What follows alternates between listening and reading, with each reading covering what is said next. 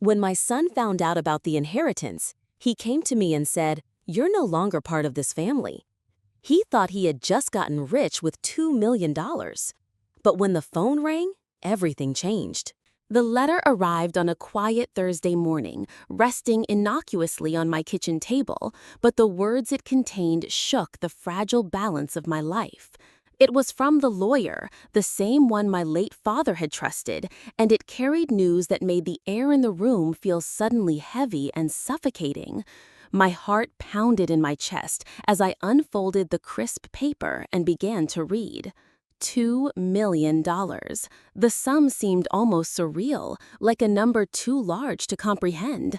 My grandfather, now gone, had left me the entirety of his estate, all that he had worked for, saved, and cherished over a lifetime.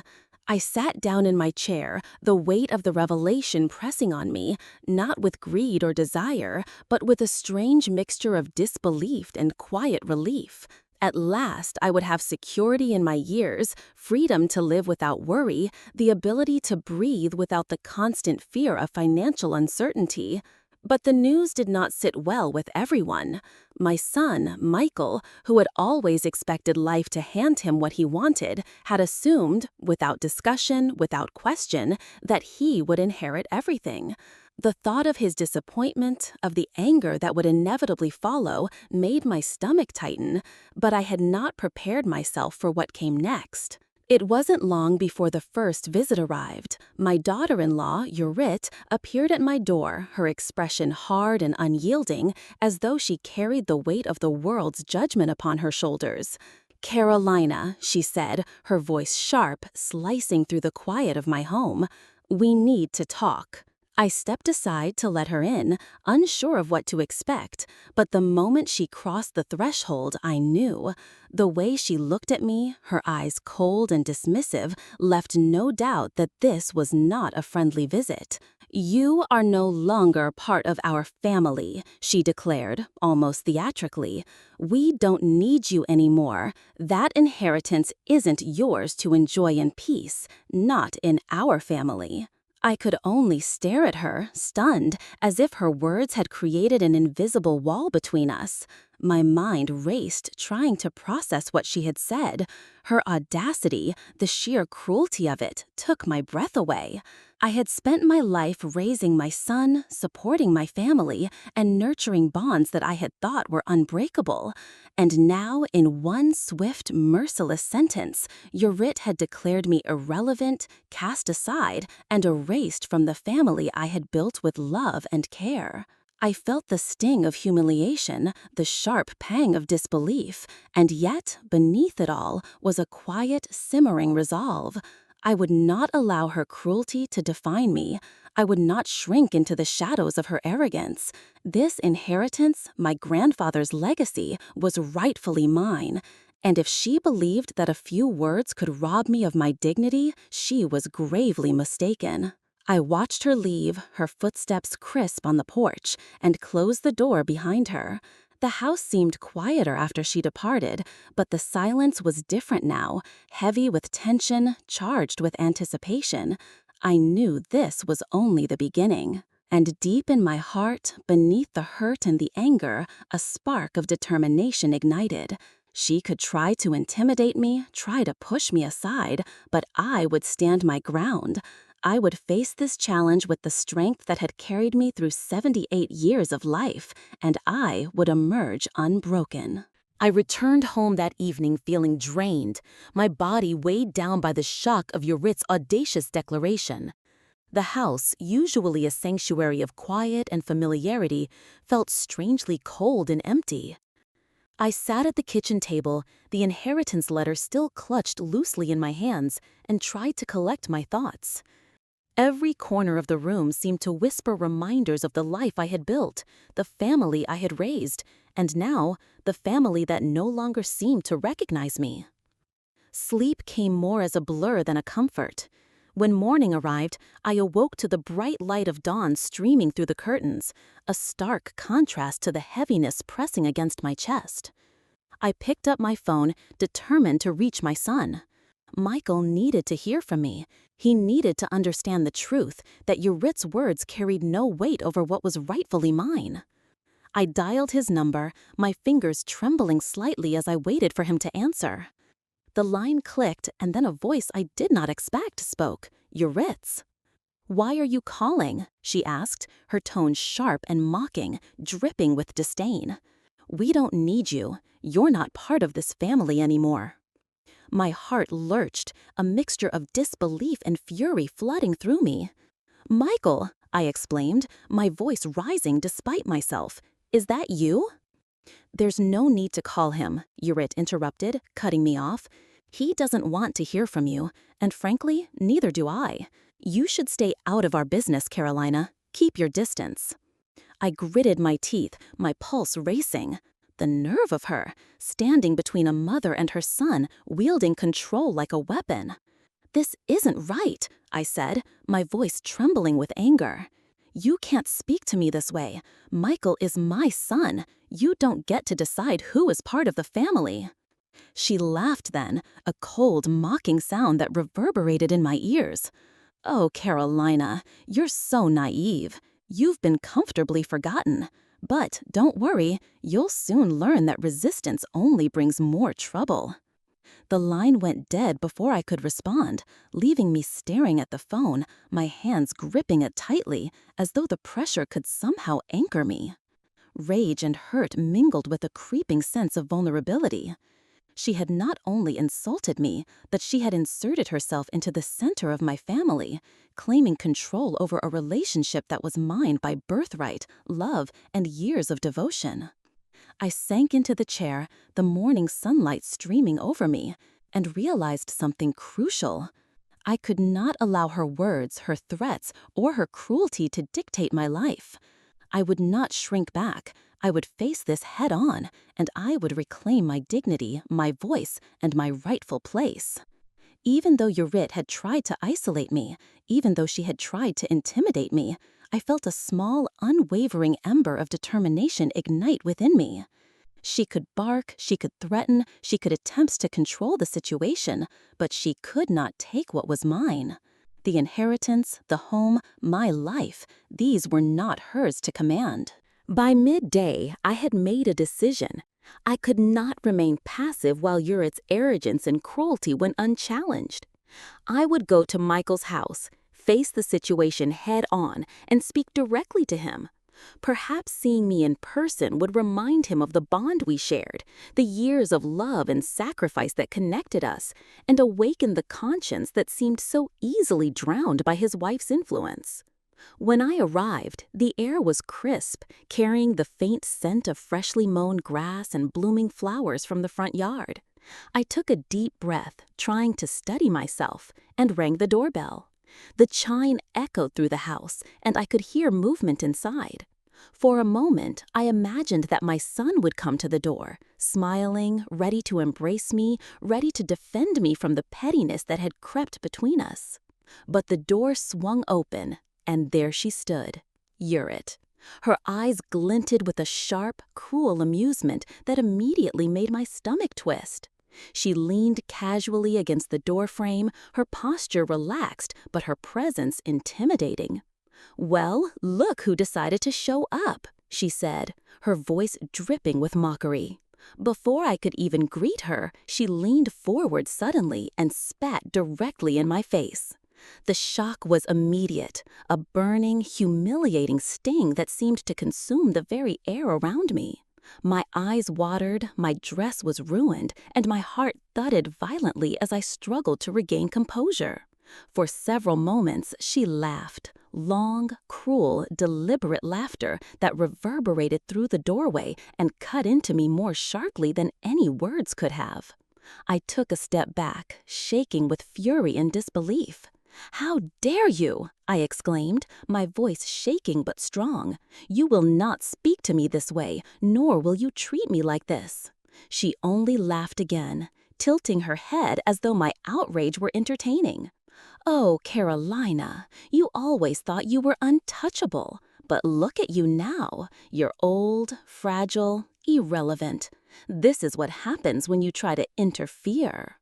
For a moment, I felt my anger boil over, my entire body quivering with indignation. The years of kindness, patience, and understanding that I had poured into my family felt mocked by her actions. And yet, beneath that rage, a calm clarity began to emerge.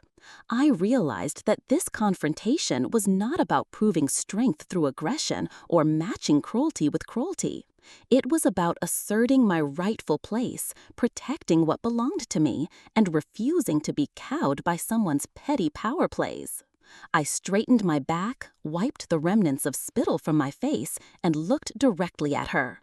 "You may think this intimidates me," I said, my voice steady and deliberate, "but you are wrong. I am the rightful heir, the one entitled to what has been left to me, and your attempts to humiliate me will not succeed." Yurit smiled, faltered slightly, just enough to reveal that my words had reached her in some measure. But her eyes hardened again, and she took a step back, muttering something under her breath. I didn't wait to hear it. I turned and left the doorstep, my resolve strengthening with each step I took away from that house. Once in my car, I sat behind the wheel, gripping the steering wheel tightly as a mixture of anger and determination coursed through me. This confrontation had been humiliating, yes, but it had also crystallized one undeniable truth. I would not let anyone, not Yurit, not even my own son if he allowed himself to be swayed, rob me of what was rightfully mine. I would fight for my inheritance, for my dignity, and for the life I had earned. And I knew, deep in my bones, that the next steps I took would change the balance of power in my family forever. The next morning, I called Yurit, not with hope of reconciliation, but with purpose, to assert my rights and demand clarity. She answered on the second ring, her tone immediately sharp and condescending, as if she had been expecting another attempt to undermine her authority. "What do you want now?" she sneered. "I want to speak to the lawyer," I said firmly. "I need to know exactly what my rights are. I will not be intimidated or misled." There was a pause, and then, to my surprise, she relented. "Fine, but don't expect him to reveal anything more than the facts." I hung up and immediately called Yurit's law office. Within hours, I was seated across from a woman who carried herself with calm authority, her eyes sharp but kind. She spread a set of documents on the table, each page crisp and official, each one carrying weight beyond anything I had expected. "Carolina," the lawyer said, her voice steady, "your grandfather's estate was clearly documented. You are the sole heir. The entire inheritance, including the accounts, the properties, and all other assets, belongs to you. Your son and his wife have no legal claim to any portion of this estate." The words hit me with the force of a revelation. Relief mingled with astonishment, and I could feel the tightness in my chest begin to ease. "So, they have no right at all?" I asked, my voice a mixture of disbelief and cautious hope. "None," the lawyer confirmed. "All their attempts to intimidate or manipulate you have no legal standing. Everything is in your name. The moment you choose, you can take full control, and any interference on their part could carry serious legal consequences." I leaned back in my chair, exhaling slowly, letting the reality of the situation sink in. For so long, I had felt powerless, trapped between loyalty to my family and the audacity of my daughter-in-law's cruelty. But now, the scales had tipped decisively in my favor. I was not only protected, I was empowered.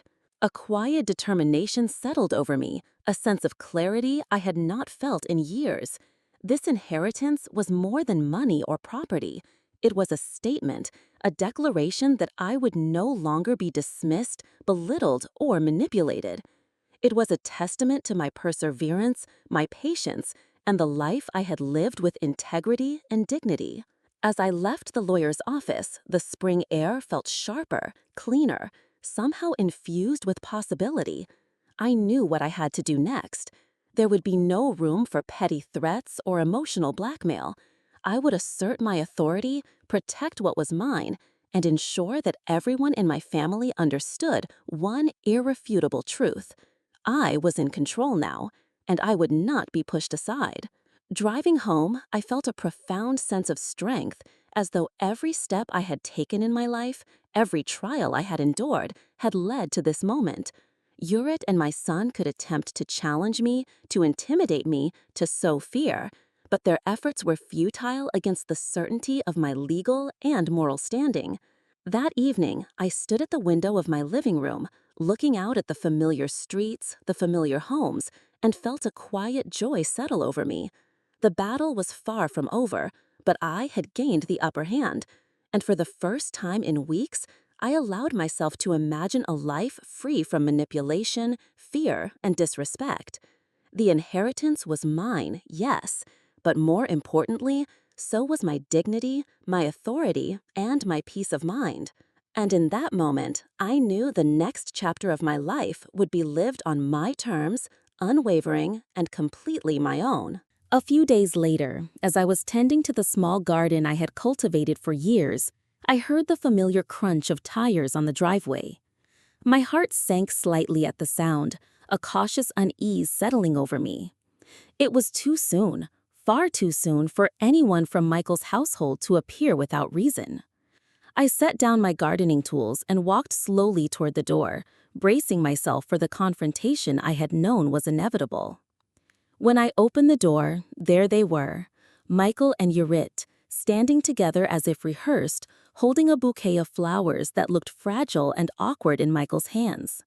Yurit's smile was strained, her eyes betraying the slightest flicker of uncertainty beneath the veneer of confidence she always projected.